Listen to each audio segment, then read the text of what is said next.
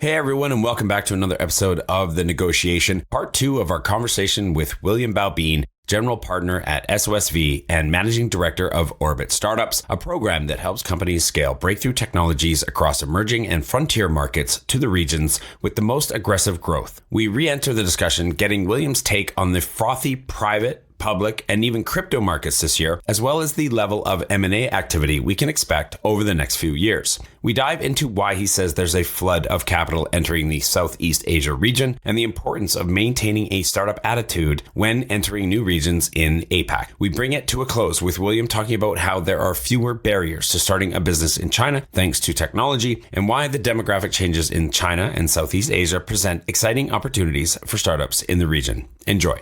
It's like 3D chess. You have economic, macro, you've got politics, and you've got large corporates fighting it out. You've got big internet trying to take over or taking over. Then you've got VCs as an asset class is really taking off. So there's so much money going after startups just because it's got a better return profile over time than the public markets. So, I mean, VC returns are over 20% for the last 20 something years, whereas public markets, S&P, whatever, kind of fluctuates around, but it's much, much lower, 5, 7, 8%, something like that.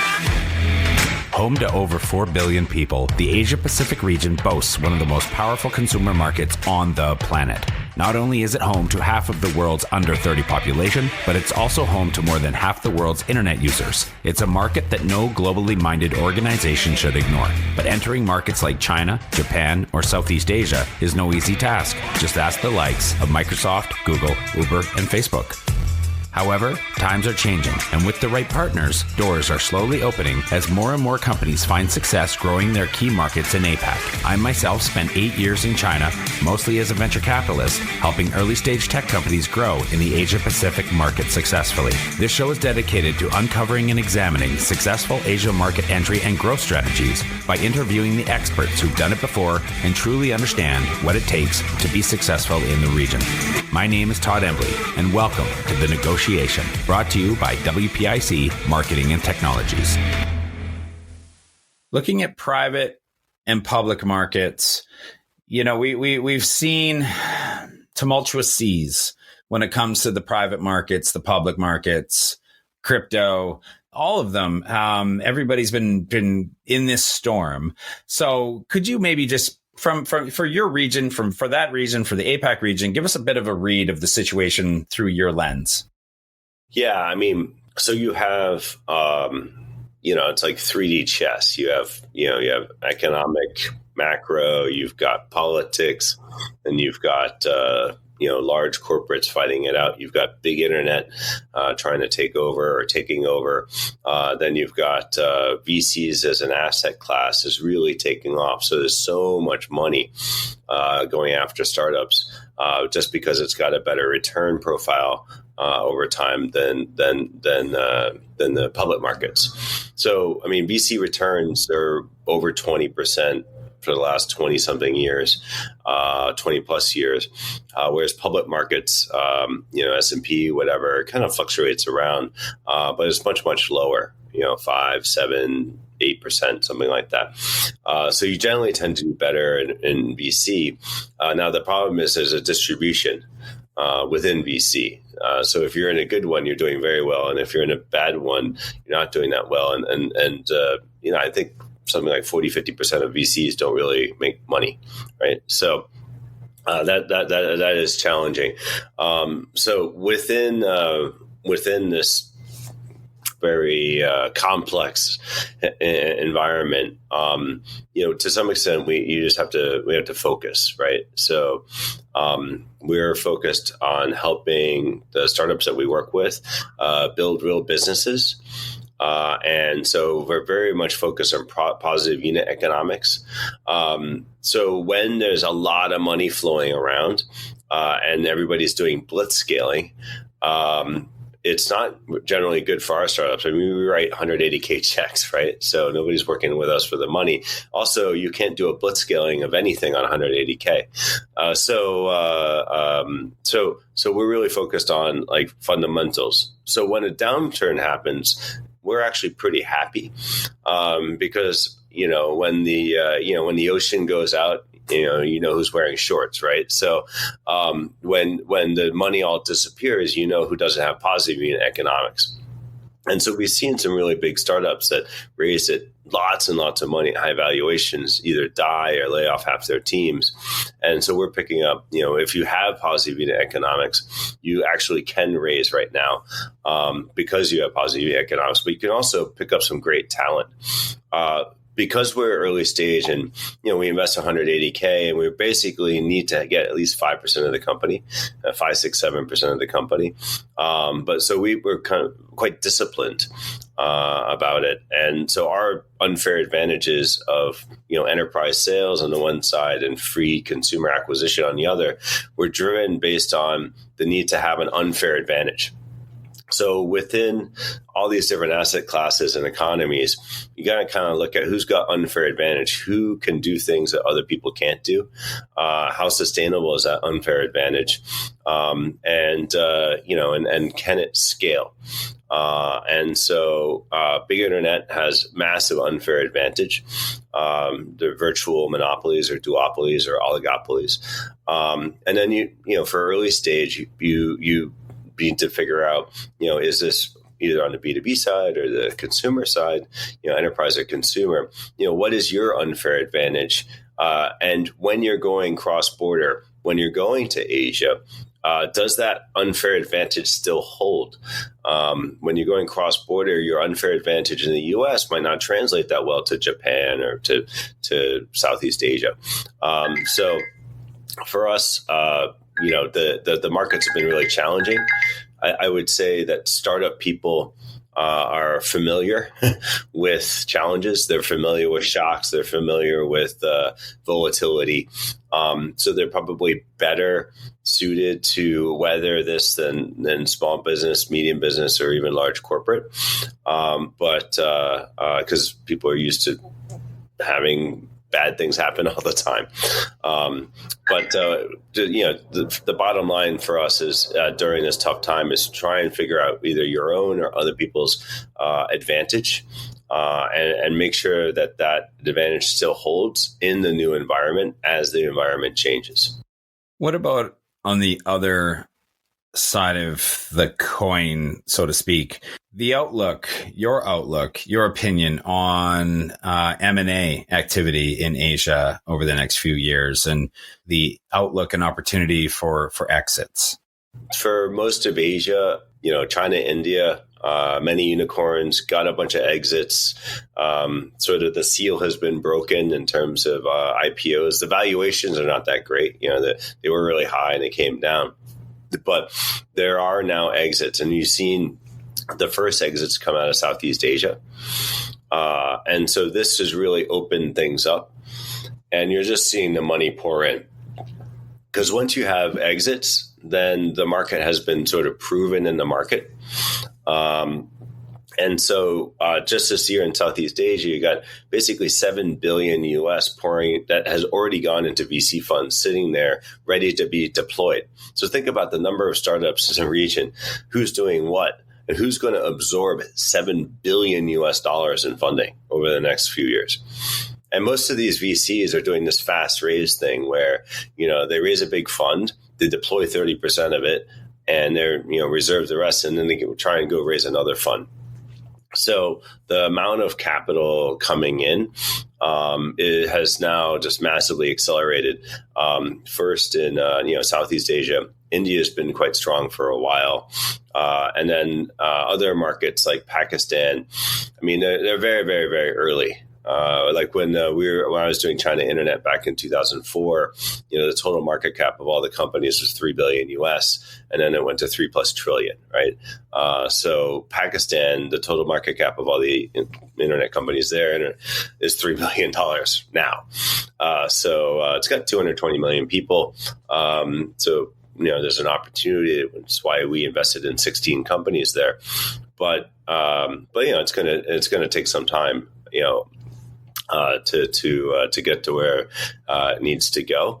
But even there, the number of capital between 2020 and 2021, I think it quadrupled, and this year has been again quite a huge jump. So For Asia, for some of the bigger markets, there's been quite a lot of capital, like China and India, quite a lot of capital for a while.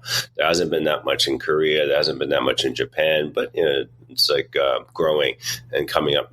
But Southeast Asia, the big markets, Indonesia, Vietnam's very hot right now. And then South Asia, especially India, but now Pakistan and Bangladesh are kind of starting to grow up. There's just a flood of capital coming in. Back in January 2020, when we first had you on, you called out just literally the speed of startups and the speed and how quickly and how nimble startups in Asia move. 2.5 years and one global pandemic later, would you still say that that's the case? It is a definite advantage. I think it's also required. It's basically table stakes because, like I said earlier, in the U.S., you need great technology in order to drive a revolution because you need to make a fundamental change. In a lot of markets, you're doing business model innovation. There is technology involved. Like everybody's leveraging AI. A lot of that AI is not built by them. It's built by somebody else. But you're basically solving some pretty basic problems, fundamental problems that have already been, for the most part, solved in the U.S. Or Western Europe. I don't know. One of the challenges is like in India, we invested in a company called Fable, and they solved the problem of how do you get people in tier, lower income, middle income people, but in the countryside, in rural areas. We call them tier 3, 4, 5, 6 cities, like out there, right? They are making more money now. They eat more meat, and then they get diabetes, hypertension, high blood pressure. 40% of India suffers from a chronic disease. How do you get them to take their meds or understand that if they stop taking their meds, bad things will happen? And so this is a problem that, it exists in the U.S., I believe, but it doesn't exist in the same way as it exists in a market like India, where they didn't have this chronic disease problem before, because they had a different diet. They were eating, mullet, and they were eating actually a lot healthier before. Okay. I appreciate you taking that on. And I would agree. What is, how do people go find out more about Orbit? Yeah. So it's orbitstartups.com. You can check us out there. We're on LinkedIn is always good because we have a lot of events, both online and in person. So we do get-togethers in New York, LA, San Francisco, but of course across Asia and Middle East and soon Africa. And we do have our outpost in southern Italy, our focus on silver tech. Health aging, and we have a demo day coming up for our next stage silver tech program in October. It's really interesting because there's a lot of old people in Italy and there's a ton of old people in Asia, and we think there's a huge opportunity around technology that can enable these oldsters to live a much more fulfilling life even as they get older. And the play on words there, of course, being silver tech, silver-haired old people. Yeah, silver tech, aging tech. Potentially didn't get that. Oh, yeah. That's pretty obvious. Yeah, that's really smart. That's really interesting. I that's the first I'm hearing of that. So you're absolutely right. Pretty sure I did not make it up, but I haven't heard too many other people use it. No, I haven't. I think it sounds cooler than aging tech or geriatric tech or something like that, right? But Asia has. I've always known that China had, was going to have this age issue as they had so many of their population getting into that retirement 60, 70, 80 type of age group. Is it beyond just China? Is it more Southeast Asia almost as a whole? Well, Japan's number one in terms of average age, and their population is declining significantly. In terms of number of old people, Indonesia has a ton of people who are kind of like post-retirement age. China's got a male-female imbalance and a it's very expensive to bring up children in China, just like the rest of the developed world. So the birth rates have fallen. To give you extent, if you go to Anhui and there's like 100 kids in like the fourth grade class, there'll be roughly 35, 40 kids in the first grade class. That's how much it's going down. So China will not be able, is going to have a huge number of old people without very many young people to take care of them. So they're going to need technology in order to make it work. We're long-term. We're 10 plus 3, 13 years outlook. We think that some of these solutions are going to become very important over the next decade plus. So that's why we're positioning there in the early stage side. If you've got technology that solves challenges for this in the U.S., Asia's got a huge market, and people do spend a lot of money taking care of their parents and their grandparents. Okay, so are they the consumers then? Are you not necessarily targeting the quote unquote silver hairs? Or can you? Do they know how to use technology and have digital payments? And oftentimes you're targeting the family members, not the users. Yeah, okay, but you still put the cereal on the lower level, where you're still targeting and advertising to them. They just might have to get their son or daughter to pull the trigger on the purchase. It depends on the solution. But a lot of times it is the son or daughter pulling the trigger, but then you need to figure out how do you get their parent or grandparent to actually use the solution. So a lot of the solutions are actually automated. Okay, yeah, we're well into overtime here. We were already wrapping up. But I know it's okay. I want to ask you one more thing, because I started to think like we're going to have this ageism problem, but then we're also, if we have just less people, does that not mean a shrinking economy that also needs to support that? Isn't that like a double problem? It will be quite a large challenge, which we think is a good opportunity. Well, yeah, exactly. Typical entrepreneur optimism. Japan population decline is going like this. China population decline is going to go like this. That's amazing. Great insights. This has been a lot of fun. I'm so thankful that you were able to come back on the show and do this with us. As we usually do, we like to ask if you might have one or two people that you'd be willing to name drop on the show that you think might make good guests. Could be from your industry, outside your industry, to talk about who are kind of resident experts on the area of the world known as Asia or APAC or Southeast Asia that would make an interesting guest and somebody for us to talk to, for the audience to listen to and learn from.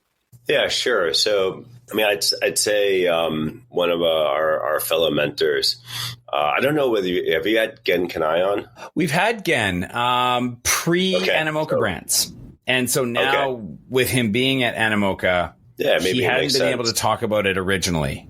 So we talked a lot about Japan and the originations of Yahoo and eBay and stuff.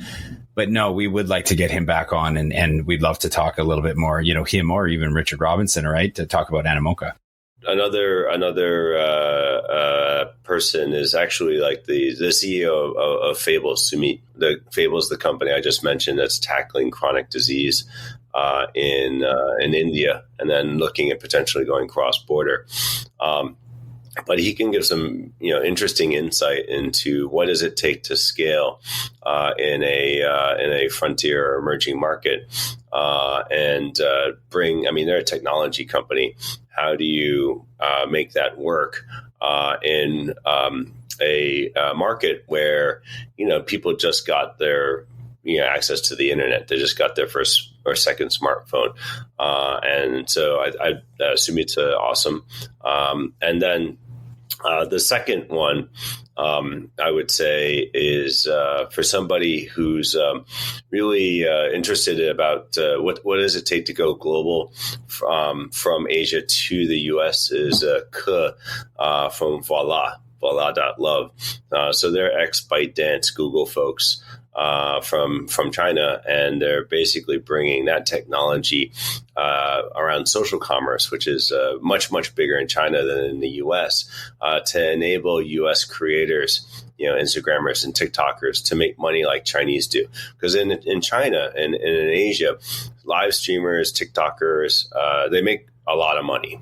You can make a very good living on it, even if you don't have that many followers. Whereas in the U.S., they make much less because big internet keeps all the money, and they don't enable commerce in the way that Asian platforms do. So I would recommend Ke. Grew up in Beijing, but went to the U.S. for school, worked at Google and in the U.S., and then now he's based on the West Coast. So he gives really good insights into what's it like in China, but also, how do you apply technology from and business model innovation from Asia to the U.S. market? So I think he would be a valuable guest. Okay, I really appreciate it. I know you've got like a whole bunch of quarantine to get to. You're really backed up on getting your quarantining done. So I do want to be respectful of your time. I really appreciate this. Everybody, a virtual round of applause for William Bao Bean, General Partner at SOSV. Thanks for coming on the show. Thanks so much, Todd. Okay, so anybody who's watching this on video, don't forget that we have the audio version on the podcast. Go to Spotify, Google Podcasts, Apple Podcasts, Stitcher, wherever you listen to your podcast, will be there. And for those of us listening to this on the audio version, don't forget we also have the video version where you can see William and I and watch our conversation if you are so inclined. But from all of us at WPIC in the negotiation, and thank you to William, we will say goodbye and we'll see you next time. Growing a company is hard. Doing it in a foreign market, exponentially so. The best piece of advice I can give you is not to do it alone. When you start looking at the Asia Pacific region for further expansion possibilities, and I sincerely hope you do, make sure you choose the right partners to do it with. My good friends at WPIC Marketing and Technologies have almost 20 years of experience helping brands, just like yours, enter China, Japan, and Southeast Asia. I hope you enjoyed this episode of The Negotiation, and if you're interested in being a guest or want to connect with me or any of our team, please reach out to us at podcast@wpic.co, and be sure to rate, comment, and subscribe wherever you get your podcasts.